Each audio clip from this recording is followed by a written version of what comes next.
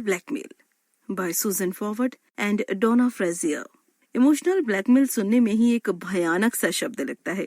हमें लगता है कि इसका इस्तेमाल लोगों को पागल बना देता है या फिर आत्महत्या करने पर मजबूर कर देता है। लेकिन कभी कभी हमारी हर रोज की जिंदगी में हमें इमोशनली ब्लैकमेल किया जाता है। इससे हम मानसिक संतुलन तो नहीं खोते, लेकिन हमारी खुशी जरूर खो जाती है। इससे हम आत्महत्या तो नहीं करते, लेकिन हम जीने का मतलब जरूर भूल जाते हैं। ये किताब हमें बताती है कि किस तरह से हमारे परिवार के कुछ लोग हमें इमोशनली ब्लैकमेल करके हमसे अपने मन का काम करवाने की कोशिश करते हैं। ये किताब बताती है कि इमोशनल ब्लैकमेल की वजह क्या हो सकती है और ये किस तरह से हमारी हर रोज की जिंदगी को खोखला बना रही है। हम ये देखेंगे कि किस तरह से हम इमोशनल ब्लैकमेल को पहचान सकते हैं और इसके जाल से बाहर निकल सकते हैं। इसे पढ़कर आप सीखेंगे इमोशनल ब्लैकमेल क्या है और ये कैसे होता है, किस तरह से आप इमोशनल ब्लैकमेल की पहचान कर सकते हैं, किस तरह से आप खुद को इमोशनल ब्लैकमेल के जाल से बाहर निकाल सकते हैं। पहला सबक, इमोशनल ब्लैकमेल हमारे साथ हमारी रोज की जिंदगी में होता है और हम इसे देख नहीं पाते। ब्लैकमेल एक बहुत कठोर शब्द है जिसे सुनते ही आपके दिमाग में कुछ बड़ी मुसीबत जैसी चीज आती होगी, लेकिन यह हर रोज की जिंदगी में हमारे साथ होता है। जब हमारा कोई करीबी आदमी हमारी कमजोरी का इस्तेमाल करके हमसे कुछ करवाने की कोशिश करता है। ब्लैकमेल एक तरह की धमकी होती है जिसमें एक व्यक्ति आपसे कहता है कि अगर आप कोई काम नहीं करेंगे तो उसके नतीजे अच्छे नहीं होंगे। ऐसा हमारे रिश्तों में अक्सर होता है जब हमारा पार्टनर हमारी कमजोरी को जानता है और वो उसे हमारे खिलाफ इस्तेमाल करने की कोशिश करता है। कुछ लोगों को पता होता है कि उसका पार्टनर रिश्ते को बचाने के लिए कुछ भी करेगा और इसलिए वो इसका इस्तेमाल करके उससे अपने मन का काम करवाने की कोशिश करते हैं। वो धमकी देते हैं कि अगर वो उनका काम नहीं करेगा या करेगी तो वो रिश्ते को खत्म कर देंगे। ऐसा हम में से बहुत से लोगों के साथ हो चुका है। लेकिन अब सवाल ये है कि हम क्यों किसी को अपनी कमजोरियों का इस्तेमाल करने देते हैं। इसकी दो वजहें हैं। पहली वजह ये है कि हमारा पार्टनर हमारी कमजोरी को अच्छे से जानता है और हमें ये पता ही नहीं लगता कि वो हमारा इस्तेमाल कर रहा है।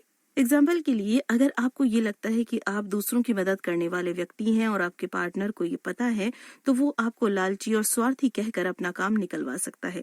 उसके ऐसा कहते ही आपकी सेल्फ इमेज को ठेस पहुंचेगी और आप खुद को सही साबित करने के लिए उसका बताया गया काम करने के लिए तैयार हो जाएंगे। आपको पता ही नहीं लगेगा कि वो आपको ब्लैकमेल कर रहा है। इसकी दूसरी वजह यह है कि हम ये सोचना ही नहीं चाहते कि हमारा कोई करीबी आदमी हमारा इस तरह से फायदा उठा रहा है, इसीलिए हम खुद इस बात की तरफ से मुंह फेर लेते हैं। दूसरा सबक, इमोशनल ब्लैकमेल के 6 लक्षण हो सकते हैं। अगर इमोशनल ब्लैकमेल को पहचानना मुश्किल है तो किस तरह से हम खुद को इससे बचा सकते हैं। ये मुश्किल तो है, लेकिन अच्छी बात यह है कि हम कुछ चीजों पर ध्यान देकर इसे पहचान सकते हैं। इमोशनल ब्लैकमेल के 6 लक्षण हो सकते हैं।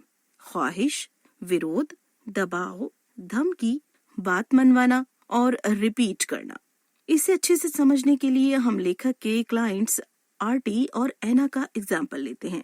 आरटी की ख्वाहिश थी कि वो एना के साथ रहे, लेकिन एना चाहती थी कि वो लोग अभी साथ ना रहें। एना अकेले रहना चाहती थी क्योंकि उसे कुछ जगह चाहिए थी, लेकिन आरटी चाहता था कि वो लोग साथ रहें और अपने रिश्ते को आगे बढ़ाएं।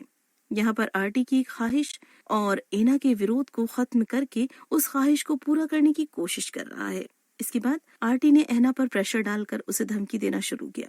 वो उसे कहने लगा कि वो अपने रिश्ते को लेकर बहुत सीरियस है, जबकि एना बात आगे बढ़ाने के लिए तैयार ही नहीं है। इमोशनल ब्लैकमेल के इस स्टेज में एक व्यक्ति किस तरह से सामने वाले पर दबाव बनाकर उसे अपने हिसाब से काम करने के लिए मजबूर करता है, ताकि वो उसके विरोध को खत्म करके अपनी ख्वाहिश को पूरा कर सके। आरटी कहने लगा कि एना उसके रिश्ते को लेकर सीरियस नहीं है और एना को इससे लगने लगा कि कहीं उनका रिश्ता खत्म ना हो जाए। इसीलिए उसने आरटी की बात मान ली और उसे अपने साथ रहने दिया। लेकिन बात यहाँ पर खत्म नहीं होती। अब इमोशनल ब्लैकमेल का आखिरी स्टेज शुरू होता है, जिसमें एक व्यक्ति को ये पता लग जाता है कि वो किस तरह से सामने वाले की कमजोरी का फायदा उठाकर उसे मना सकता है।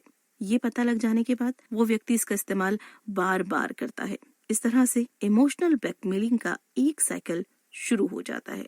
तीसरा सबक, डर, एहसान और पछतावे का इस्तेमाल करके एक इमोशनल ब्लैकमेलर हमेशा फायदा उठाता है। वैसे तो हर एक भावना अपने आप में जरूरी होती है, लेकिन जब इन भावनाओं का इस्तेमाल कोई अपने फायदे के लिए करने लगता है तो उसे इमोशनल ब्लैकमेल कहा जाता है। यहाँ पर हम उन 3 भावनाओं की बात करेंगे जिनका इस्तेमाल करके एक इमोशनल ब्लैकमेलर हमसे अपना काम करवाने की कोशिश करता है। सबसे पहला है डर। इसकी मदद से एक इमोशनल ब्लैकमेलर आपको ये एहसास दिलाने की कोशिश करता है कि अगर आपने उसकी बात नहीं मानी तो नतीजे कितने बुरे हो सकते हैं। इस तरह से वो आपको डराता है, लेकिन ऐसा करने वाले एक तरह से खुद भी डरे होते हैं। एग्जाम्पल के लिए मार्गरेट और मार्क को ले लीजिए। मार्गरेट घर चलाने के लिए पैसे कमाती थी और मार्क को डर लगता था कि कहीं वो उसे छोड़कर किसी दूसरे कामयाब आदमी के पास न चली जाए। इसीलिए मार्क हमेशा मार्गरेट को ये एहसास दिलाने की कोशिश करता था कि किस तरह से उससे मिलने से पहले वो अकेली और उदास महसूस करती थी। वो उसे बताता था कि अगर उसने उसे छोड़ दिया तो वो फिर से अकेली पड़ जाएगी, क्योंकि कोई भी उसे उसकी तरह प्यार नहीं कर सकता। मार्क यहाँ खुद डरा हुआ था, इसीलिए वो मार्गरेट को डराकर उसे अपने पास रखने की कोशिश कर रहा है। इसके बाद जो भावनाएं आती हैं वो है एहसान और पछतावा। अगर इमोशनल ब्लैकमेलर आपको बताता है कि उसने आपके लिए कितना किया है, पेरेंट्स अपने बच्चों के साथ ये अक्सर करते हैं। वे उन्हें ये दिखाने की कोशिश करते हैं कि उनके कितने एहसान हैं उनके ऊपर, ताकि उनके बच्चे उस तरह से रहें जिस तरह से वो चाहते हैं। इससे आपको पछतावा होता है और अंदर ही अंदर आपको ये लगने लगता है कि आप बुरे इंसान हैं। इन सभी तरह की भावनाओं को समझना और इन पर जीत हासिल करना इमोशनल ब्लैकमेल से बचने के लिए जरूरी है। चौथा सबक, आपको इमोशनल ब्लैकमेल में और रिश्तों की समस्याओं के बीच में अंतर समझना होगा। कभी कभी हमारा पार्टनर हमें इमोशनल ब्लैकमेल नहीं कर रहा होता, बल्कि वो एक समस्या को सुलझाने की कोशिश कर रहा होता है। ये जरूरी नहीं है कि जब भी आपका पार्टनर आपसे गुस्सा हो तो वो आपको ब्लैकमेल ही कर रहा हो, लेकिन आप इसमें अंतर कैसे जानेंगे? एक आसान सा अंतर ये है कि एक इमोशनल ब्लैकमेलर हमेशा जीतना चाहता है और वो आपकी भावनाओं के बारे में सोचे बिना आपसे बस कुछ करवाने की कोशिश करता है, जबकि दूसरी तरफ कभी कभी एक पार्टनर किसी समस्या का समाधान निकालने के लिए काम करता है। ऐसा पार्टनर अपनी भावनाओं के साथ साथ आपकी भावनाओं के बारे में भी बात करेगा और अंत में एक ऐसा समाधान खोजने की कोशिश करेगा जिससे दोनों का फायदा हो सके। एग्जाम्पल के लिए, बहुत से पार्टनर होते हैं जो अपने पार्टनर की पुरानी गलतियों को बार बार सामने लाकर उससे अपने मन का करवाने की कोशिश करते हैं। इस तरह से लोग सिर्फ आप पर काबू पाना चाहते हैं, जबकि कुछ लोग अपने पार्टनर की पुरानी गलतियों को माफ कर देते हैं और उसे कभी ऊपर आने नहीं देते। इस तरह से वो उसे समस्या को सुलझाने देते हैं, न कि उसका इस्तेमाल सारी उम्र करके आपको बुरा महसूस कराने की कोशिश करते हैं। पांचवा सबक, खुद को इमोशनली ब्लैकमेल होने से बचाना सीखिए। कुछ लोगों का फायदा उठाना आसान होता है। इस तरह के लोगों में 4 तरह की खासियत हो सकती है। वो खुद को सही साबित करने की कोशिश करते हैं, वो अपनी गलतियां मानने से कतराते हैं, खुद को गिरी हुई नजरों से देखते हैं, वे दूसरों को बचाने की कोशिश करते हैं। इस तरह के लोगों की कमजोरी का फायदा उठाकर एक इमोशनल ब्लैकमेलर आसानी से इनसे अपना काम करवा सकता है। जब कोई खुद को बड़े दिल वाला साबित करने की कोशिश करता है तो उसे मतलबी कहकर उसका फायदा उठाया जा सकता है। अगर कोई ये मानने से कतराता है कि उसने गलती की है तो वो उसे छिपाने की कोशिश करता है। फिर हम उसका सच सबके सामने लाने की धमकी देकर उससे अपना काम करवा सकते हैं। अगर कोई खुद को बुरी नजर से देखता है तो उसका आत्मविश्वास कम होगा और उसका भी फायदा उठाना आसान हो जाएगा। और जो अपने रिश्ते को बचाने की कोशिश कर रहा है या अपने पार्टनर को तकलीफ में नहीं देखना चाहता, वो रिश्ते को बचाने के लिए या फिर अपने पार्टनर को तकलीफ से बचाने के लिए उसकी बात मान जाता है। एक बार जब आप इमोशनल ब्लैकमेल के शिकार हो जाते हैं तो ब्लैकमेलर को ये पता लग जाता है कि उसे आपका इस्तेमाल कैसे करना है और वो आपका फायदा उठाता रहता है। ये सिर्फ एक बार नहीं होता बल्कि बार बार होता रहता है। छठा सबक, इमोशनल ब्लैकमेल से बचने के लिए आप कुछ तरीकों का इस्तेमाल कर सकते हैं। इमोशनल ब्लैकमेल से बचने के लिए सबसे पहले ये देखिए कि आप कैसा महसूस कर रहे हैं। ब्लैकमेल के वक्त अक्सर हम कुछ टेंशन में या कोई नेगेटिव भावना महसूस करते हैं। हमें ये लगता है कि जैसे सामने वाले की बात मान लेने से हम इस भावना से आजाद हो जाएंगे। अगर इस तरह की भावना पैदा होती है तो उसकी बात मानने के बजाय उसे टाल दीजिए। एग्जाम्पल के लिए आप कह सकते हैं, मेरे पास तुम्हारे सवाल का जवाब नहीं है, मैं बाद में सोचकर बताऊंगा। इससे आपको उस भावना से निकलकर सोचने का कुछ समय मिल जाएगा और आप ये भी तय कर पाएंगे कि असल में आपको ब्लैकमेल कर रहा था या नहीं। इसके बाद आप हालात को समझने के लिए खुद को उस हालात से अलग करके उसे एक तीसरे आदमी की तरह देखिए। ये सोचिए कि अगर आपका दोस्त और उसका पार्टनर इस तरह से बहस कर रहे होते और आप वहां पर खड़े होते, उनकी बातों को सुनते, तो क्या आप उसे इमोशनल ब्लैकमेल का नाम देते? अगर हाँ, तो समझ जाइए आपका पार्टनर आपसे जीतने की कोशिश कर रहा है। इसके अलावा आप ये भी देख सकते हैं कि आपका पार्टनर किस तरह से बर्ताव कर रहा है। क्या वो आपकी भावनाओं के बारे में सोच रहा है या वो सिर्फ अपनी बात मनवाने की कोशिश कर रहा है?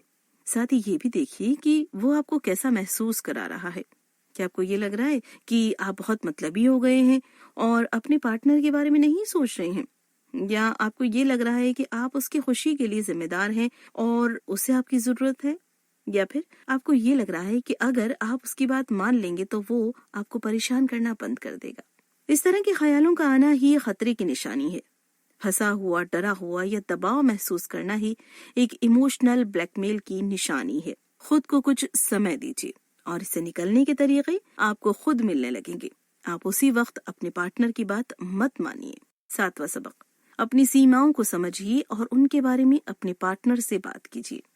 रिश्ते में झगड़े अक्सर इसीलिए होते हैं क्योंकि दोनों को ये नहीं पता होता कि उनके पार्टनर को क्या नहीं पसंद है। जब भी दो लोग डेट पर जाते हैं तो वो एक दूसरे की पसंद ही जानने की कोशिश करते हैं। तो आपको सबसे पहले ये जानना होगा कि एक रिश्ते में आपके पार्टनर को किस हद में रहना चाहिए।